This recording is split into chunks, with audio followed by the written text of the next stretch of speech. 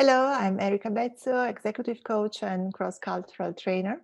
Welcome to the 11th interview in the Cross-Cultural Leadership for Women series. If you missed the previous ones, you can see them on my blog, changeexperience.com. Today, I am with Taylee Lewis, Australian, currently living in Milan. And as a corporate and government affairs investment facilitator, she consults for multiple firms, including Cornerstone Group, a leading Australian lobbying and corporate consultancy firm. She assists Cornerstone's client in Europe to enter new markets and to overcome the challenges related to the rules of the new market and also to the political risks. And in addition to this, she also advises ClassNet clients and assisting Italian small and medium enterprises who wish to enter the Australian market. Thank you, Taylee, for accepting my invitation and being with me today. Thanks, Erica. It's a pleasure to be part of your project. Thank you. Taylee, yours is a very special job, quite uncommon. So let me briefly illustrate how you came to pursue this profession. You are from Sydney, and therefore you studied in Australia, earning a bachelor in media communication and journalism, and then a master in international relations. And now you are almost 2 months away from finishing your master, your MBA here in Madrid with the IE Business School. In the meanwhile, after studying in Australia, you worked for almost 3 years as a financial and business journalist. And then you went to work as a senior consultant for multinationals, supporting clients in lobbying, advocacy, public policy, reputation management, litigation communication. And now you do more or less the same, but for companies that have just set up. Can you please explain in a very simple way what kind of what exactly your work consists of? Because it's quite uncommon. Sure. So, put simply, I assist firms enter or expand their commercial presence in the Australian market. So, depending on the needs and objectives of the client, this may mean finding a business partner, building their corporate reputation, or even regulatory influencing. I'll give you a quick example. So an e-scooter company that wants to enter the Australian market is going to face several regulatory barriers. And it's my job to navigate these and provide the firm with the support needed so that electric scooters are legal and able to be used. So I work to ensure that the legal and regulatory frameworks are supportive of the company and also that the general public is accepting of their presence. Oh, that's really interesting because we have seen a lot of new e-scooters on the market, and even in Spain it was allowed, and it was not allowed. It was allowed again, and so. And what would you do exactly to move these barriers? Mm-hmm. So each country is different, and laws will differ. So you need to ensure that safety requirements are written into legislation. So that may mean helmets, maximum speeds. You might need regulations that say that they can be used on the road or on the footpath or on a bicycle track. So there are a lot of complexities, and certain markets like Australia, you have to find a test community first. But finding that test community is always difficult. It's hard to find a politician who's going to be that guinea pig, essentially.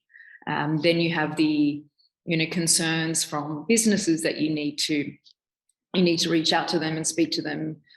Community members. I mean, with e-bikes, there was a lot of concern over them left everywhere and they became a public eyesore. So there are a lot of pieces that you have to put together to ensure that these products, like an e-scooter, is actually able to be used in a way that benefits the community. Great. It's interesting. It's curious because I think people don't imagine that there is such a job behind, which is not seen. And now you've been living in Italy since 2018. How was your first impact with Italy, culturally speaking?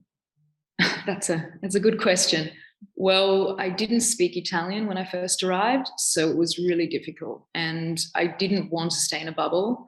And if you don't speak the language, it's really hard to integrate. So my first goal was to become fluent, even with a very heavy Australian accent.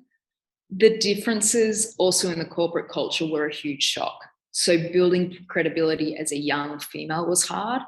In Australia, a lot of space is given to young professionals, but in Italy, it isn't always the case. So it's complicated to convince the corporate world here and clients that I came across that I could, in fact, advise on complex issues.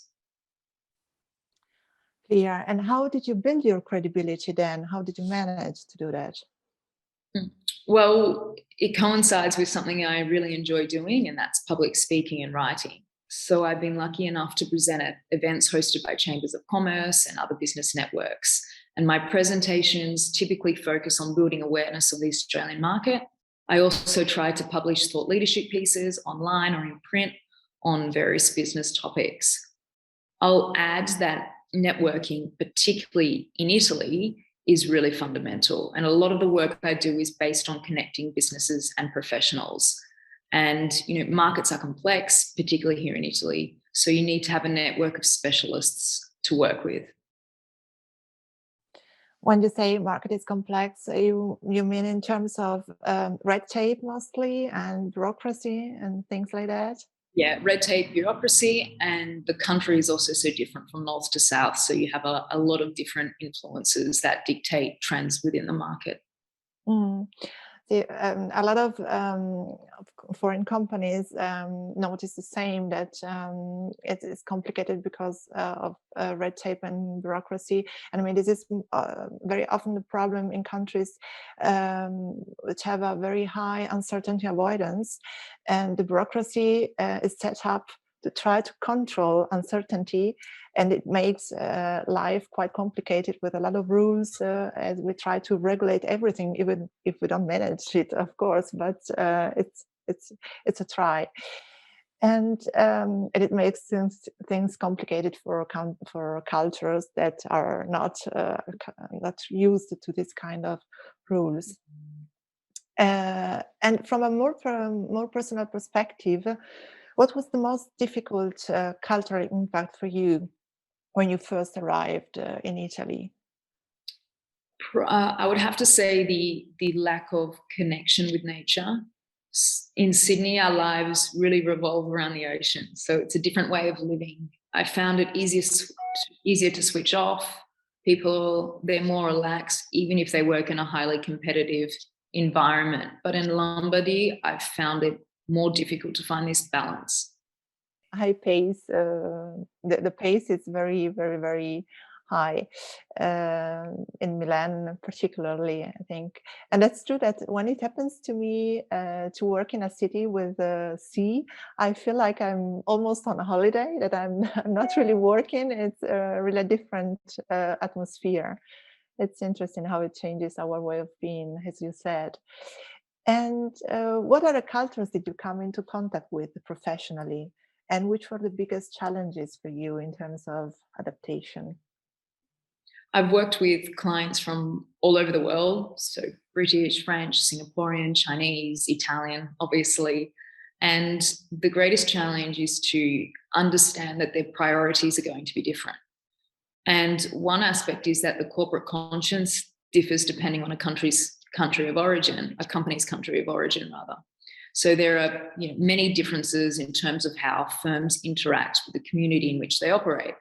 Some clients, I had a New Zealand client, for example, that really prioritized sustainability investment and shifted to developing innovation that tackled problems in the supply chain. And that was 6 years ago. And so compared to other multinationals, they were really ahead due to their connection with their community. European clients, I see that they're shifting now to this broader stakeholder focus, but traditional business dimensions are still their priority. So understanding this is essential if we're going to advise on it. Cultural differences, look, they're part of the challenge and also the beauty of working in an international environment. Of course. And what are the main cultural problems faced by Italian small and medium enterprises that want to expand in Australia? I think this is a complex answer, but I'll try to go through it. Underestimating what's required. A lot of Italian companies talk about digital transformation, for example, but they fail to realize that this doesn't mean introducing an e-commerce platform into their sales mix. This is one part of it, but digital transformation also requires transformation from an operational and also cultural perspective. The business model needs to shift to become more consumer-centric, and the mentality of the firm has to be more agile, flexible, and also open to change. I would also say that the internationalization process doesn't happen overnight and results aren't immediate, and this is a very well-held misconception. Also, the Australian and Asian markets like Singapore and Indonesia, they're high-velocity markets, so this means things change quickly. Today, a consumer might buy your product in one way and tomorrow via a completely different channel. And this goes back to my previous point on agility. You have to be able to respond to market shifts quickly. And this is often difficult for smaller or family businesses to achieve operationally, but also culturally. Yeah, absolutely. And on the contrary, what are the main cultural problems encountered by Australian companies that want to expand in Italy? Well, Australian companies don't realize the opportunities that are actually available to them in Italy. For so long, they've focused on the US or the UK and recently Asia, and they're really missing opportunities that are here, particularly in sectors like construction, financial services, and even renewable energy, where Italy is particularly strong. I would say that another barrier for Australian firms is this idea that Italy is too difficult of a place to do business. It is more complex than Australia, but if you have the right consultants, it is absolutely possible to achieve commercial success. And my advice is to work with a network of specialists, essentially a one-stop shop, because this way you can be sure that all of your needs from a strategic to legal and fiscal point of view are taken care of in one place. And finally, Australians are quite impatient and they don't like inefficiencies. It is a challenge, but nothing is impossible. And I'm really convinced that we're going to see a lot more Australian companies enter the Italian market in the coming years. Well, we hope so. And as you said, yeah, it's important. The network, and in Italy, it is particularly important. And for you, what was the greatest cultural barrier that you had to overcome in these years of international experience? I would say it has to do with age. I mentioned this before, that often clients aren't convinced that you have enough experience to support them internationalize. And here in Italy, it takes much longer to build a career. In Australia, you're kind of given high level responsibility quite early on. It's a very sink or swim mentality. Yes, it has probably to do with the concept, the Italian concept of fare la gavetta. I don't know how to translate it, maybe pay your dues or something like that. And young people are supposed to begin from a very entry level and grow slowly in order to gain the position, their position in the professional world. And it has to do probably with the distribution of power, with the concept of power and hierarchy. Um, and it's not like that in Australia. It's completely different. No, your career path is, you're probably going to change companies more often, sectors more often. You might work abroad, then you'll come back. And I think it's not traditional when compared to the Italian career path that might be quite linear. And yeah, you will, I suppose, move to the top a lot quicker. But it's also to do with the size of our market. There aren't many of us. There are only 24 million Australians. And also there's been huge economic growth over the past 20, 30 years. So people have needed to actually, move to higher levels and higher positions quicker to fill certain gaps. So it's also to do with being a very new country and still a new economy. Right. And talking about Australia again, your strategy increasingly focuses on creating a customer social responsibility for your customers. How do Australia and Italy differ from current CSR policies? Well, companies understand that they need to have a positive social impact, and business models have to start to integrate ESG dimensions also. My goal when I develop strategy is to provide positive outcomes for the firm and shareholders, but also stakeholders. And we are seeing that these two goals are in fact interrelated. Now, there are great examples in both countries. In Italy, there are real leaders in terms of environmental sustainability, and a lot of innovation in this area is taking place. And what I've noticed is that Australian companies are aware of this excellence and do look to Italian know-how in this context. Perhaps regarding governance, Italian companies, they are mostly family-owned, are still quite traditional. So in terms of gender and certain policies that support women, it is very different to Australia. We have in Australia, we have a very supportive environment when it comes to maternity leave and when it comes to, supporting female leaders. And I think that from a governance perspective, perhaps Italy is lacking a little bit. Actually, in Italy, the economic fabric is made up for the great majority by small and medium enterprises. And that's why the gender issue probably is still an open topic in Italy, connected to the kind of economical market that we have. And for you, what was the main personal limit that you had to overcome by coming into contact with other cultures, or the Italian one as the last? Well, I'm a very direct person, but when working with certain cultures, you do need to indulge more in pleasantries, I guess we could call it. So in Italy, but also in Asian cultures, you really need to invest time in relationship building. For example, I would never now, and I learned probably the hard way, present a proposal to an Italian client immediately after a first consultation. I would take time to get to know the firm a little more, maybe visit the company, see their operations, and then present an offer. Yeah, so we say that there is a definition from Edward Hall, say that there are high context cultures and low context cultures. And Italy, for instance, is a quite high context cultures. It means that we focus more on relation than on the task, and that's why you notice such a difference in the way of interacting and also in the way of working. How did you manage to change your communication style to adapt to the Italian market? Well, actually, I think that when you speak Italian, it's very different. The language and your messages, and they're constructed in a different way. So I think that context actually comes naturally when you're speaking in that language, which is something that's really interesting. But look, as a professional, you do change and adapt to your environment, just like a company that enters a new market has to. Otherwise, you just won't succeed.